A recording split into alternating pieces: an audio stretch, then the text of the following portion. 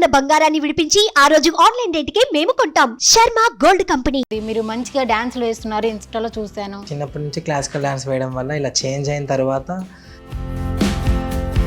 మీరు ఇప్పుడు ఏదో బ్యాక్ డాన్సర్గా వెళ్ళి వస్తున్నారు. ఏ మూవీ అది? అది పుష్ప 2.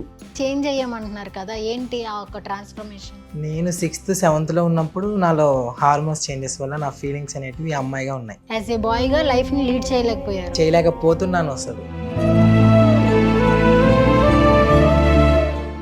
ముంబైకి వెళ్ళిపోయాను. మళ్ళీ పేరెంట్స్ని చూసారా?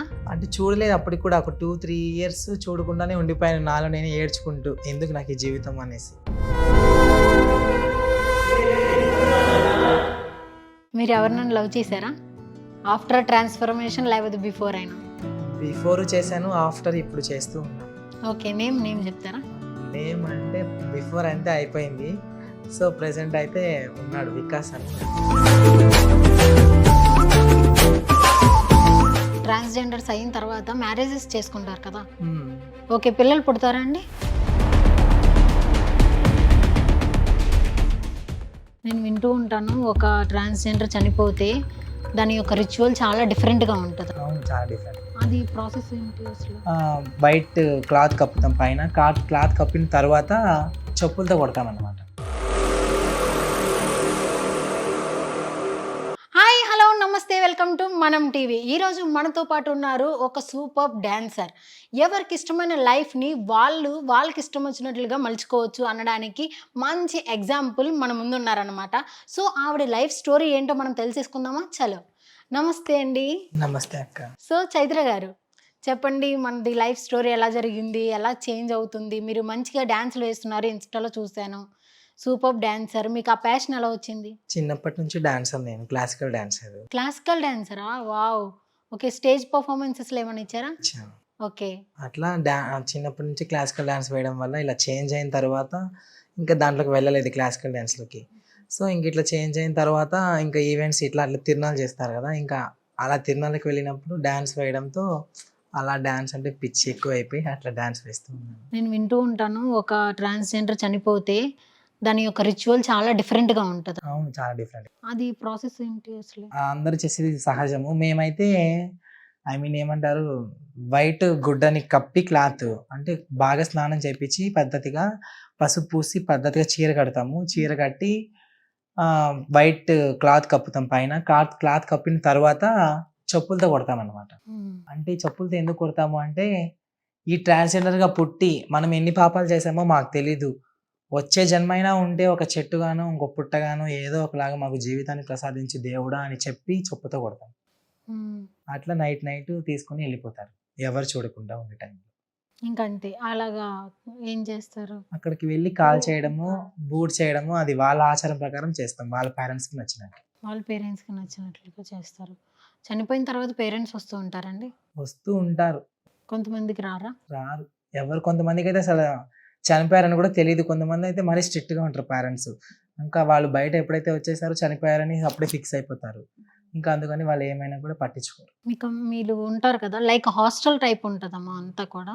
హాస్టల్ టైప్ ఏం లేదు, తనిగా హౌసెస్ తీసుకుంటాం. మాకు కూడా మామూలుగా సొసైటీలో ఎలా అయితే ఉన్నారో బాడీకి మేము అలానే ఉంటాం. ఏదైనా సంథింగ్ ఒక ఫెస్టివల్స్, ఏదైనా సంథింగ్ సెలబ్రేషన్స్ చేసుకోవాలన్నప్పుడు అందరూ గెట్ టుగెదర్ అయ్యేసి చేసుకుంటాం. గెట్ టుగెదర్ అయినప్పుడు స్టార్టింగ్ వచ్చేవాళ్ళు, లేకపోతే మీరైనా స్టార్టింగ్లో ఉన్నప్పుడు కొన్ని ఫంక్షన్స్కి, ఫెస్టివల్స్కి ఇంట్లో గుర్తొచ్చినప్పుడు ఏడుస్తూ ఉంటారా?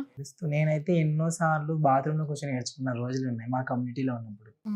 అంటే ఇప్పుడు అనిపిస్తుంటుంది కదా, టైంకి ఫుడ్ లేనప్పుడు తెలుస్తుంది తల్లిదండ్రుల బాధ.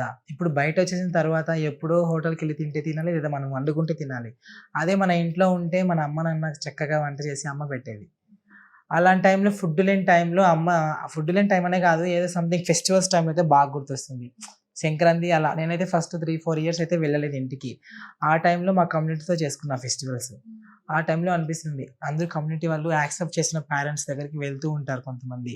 అలా వెళ్ళినప్పుడు నాకు అనిపిస్తుంది అనమాట, మనల్ని ఎప్పుడు యాక్సెప్ట్ చేస్తారు, మనం యాక్సెప్ట్ చేయరేమో, మన ఇంతలో ఈ బతుకు అని అనిపిస్తూ ఉంటుంది అప్పుడప్పుడు. మీకంటూ ఒక దేవత అలాంటి వాళ్ళు ఉంటారా? ఉన్నారు. ఎవరన్నా? మురిగి మాత అనేసి మా ట్రాన్స్జెండర్స్ మాత్రమే కొలుస్తాం. స్టోరీ ఏంటి మురిగి మాత? మురిగి మాత అంటే కోడి పైన దేవత అమ్మవారు కూర్చొని ఉంటుంది. కోడి పైన? కోడి పైన ఎందుకని? అంటే కోడి పుంజు పైన కూర్చొని ఉంటుంది. ఆవిడ వాహనమా? ఆ వాహనం. ఓకే. సో ఆమెను కొలుస్తాం. ఎప్పటి నుంచో ఆచారం, ఎప్పటి నుంచో ఎప్పుడు ఉంటే అప్పుడెప్పుడు తరతరాలు ఉన్నారు కదా, అప్పటి నుంచి ఆమెని కొలుస్తూ వస్తాం. ఎందుకని? ఆవిడ కూడా ఒక ట్రాన్స్జెండరా అని అంటున్నారు. ట్రాన్స్జెండర్ అంటే శక్తి తప్పు అయితే క్షమించండి, శక్తి డౌట్ అన్నమాట. ఆవిడ కూడానా? Okay okay. ఆవిడ స్టోరీ ఏం తెలీదా మీకు? స్టోరీ మాకు అంతగా ఏం తెలియదు కానీ ఆమె అందరూ కొలుస్తారు. మాకు సర్జరీ అయినప్పుడు కూడా ఆమెనే పూజిస్తాము, ఆమెతోనే ఫంక్షన్ స్టార్ట్ చేస్తాము. ఓకే. ఇలాగా లవ్ స్టోరీ అవుతుంది, మ్యారేజ్ చేసుకొని బయటకు వెళ్ళిపోయి మళ్ళీ కొంతమంది ఇలాగ మోసపోయి మళ్ళీ వచ్చేస్తారు కదా, అలా తిరిగి వచ్చిన వాళ్ళని యాక్సెప్ట్ చేస్తారా? మ్యారేజ్ చేసుకున్నా యాక్సెప్ట్ చేస్తాము, వదిలేసినా యాక్సెప్ట్ చేస్తాము. ఎందుకంటే కమ్యూనిటీ ఎనీవేస్ వెల్కమ్. అదేమో చెప్తారు కదా, వెళ్ళే వాళ్ళకి తలుపులు తెరిచి ఉంటాం, వచ్చే వాళ్ళకి ఆల్వేస్ వెల్కమ్ చెప్తూనే ఉంటుంది కమ్యూనిటీ ఏమో. కానీ అలా వెళ్ళకండి, ఇలా అవ్వకండి అని కమ్యూనిటీ కూడా చెప్తుంది. ఒకవేళ ఒక అబ్బాయి మోసం చేస్తే ఆ అమ్మాయి పరిస్థితి ఏంటి? మోసపోవాలి, ఖచ్చితంగా మోసపోతుంది. ఆ టైంలో ఏమనిపిస్తుంది? ఒకవేళ ఆ తల్లిదండ్రులు యాక్సెప్ట్ చేస్తున్నారు, తను వదిలేశారు, ఆ టైంలో తనకి ఏమనిపిస్తుంది? చనిపోవాలి అనే ఒక థాట్ వచ్చి చనిపోతుంది. ఏదో ఒక విధంగా యాక్సిడెంట్ అయ్యో, ట్రైన్ కింద పడో, ఊరేసుకొని ఎలాగో చనిపోతుంది. అలాగ అలాంటి న్యూస్లు చదువుతున్నప్పుడు వింటున్నప్పుడు మీకు ఎలా అనిపిస్తుంది?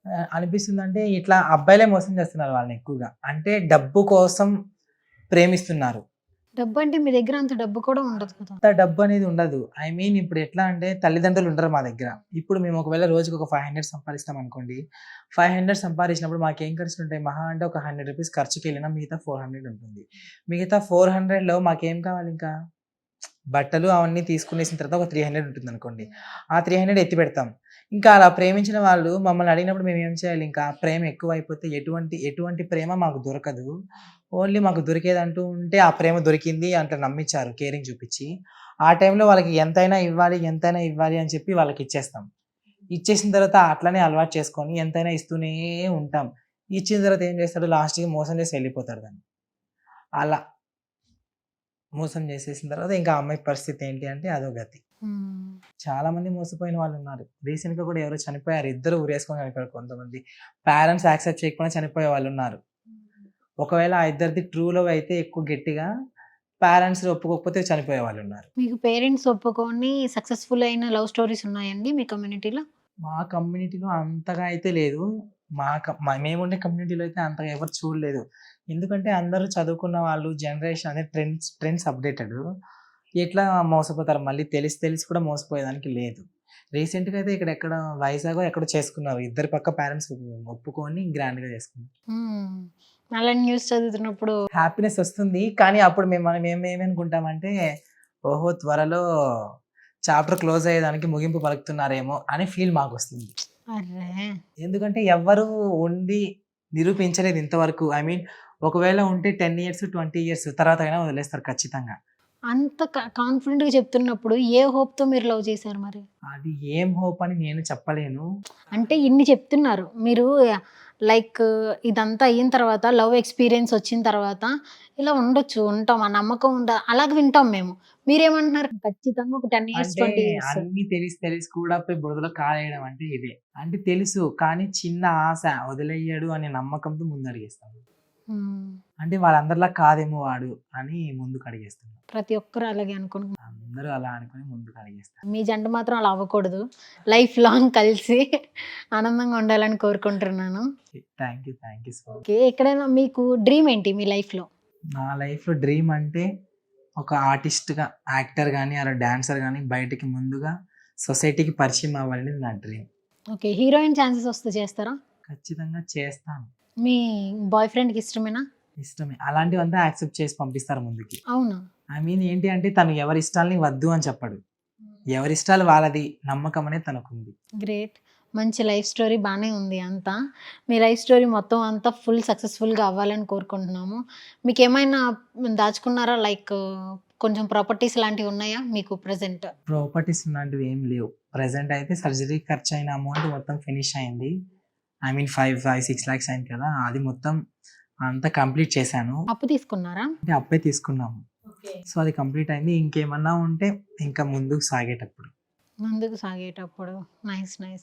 మీకు డ్యాన్స్ ఇంట్రెస్ట్ ఉంది, డాన్సర్గా మీరు అవ్వాలనుకుంటున్నారు, షోస్లో ఆడిషన్స్ అవన్నీ వెళ్ళారు, అవన్నీ కూడా రాలేదు.